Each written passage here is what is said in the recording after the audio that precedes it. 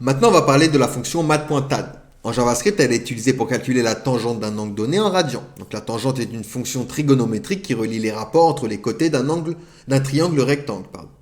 Donc ici, par exemple, je me fais une variable que je vais appeler angle radian qui sera égal du coup à mat.pi divisé par 4. Donc ici, ça va nous donner un angle de 45 degrés en radian. Ensuite, let tangente. Donc ici, on va l'écrire, hop, tangente, je crois que ça s'écrit comme ça, est égal à mat. Alors, mat. Et on va utiliser tan de du coup angle radian. Lorsque je vais loguer maintenant tangente, qu'est-ce qui va se passer dans mon terminal? Eh bien, il va m'afficher, alors hop, il va m'afficher ici la tangente de l'angle en radian. Donc on utilise mat_tan pour calculer la tangente de l'angle de 45 degrés ou pi divisé par 4 radian. Et la fonction envoie le résultat de la tangente qui est à peu près égal à 1.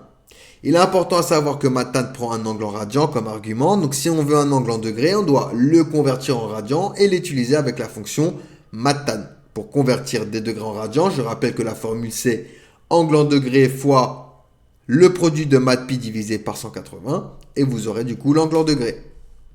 Donc voilà pour la méthode mat_tan. Allez, on passe du coup à la suite.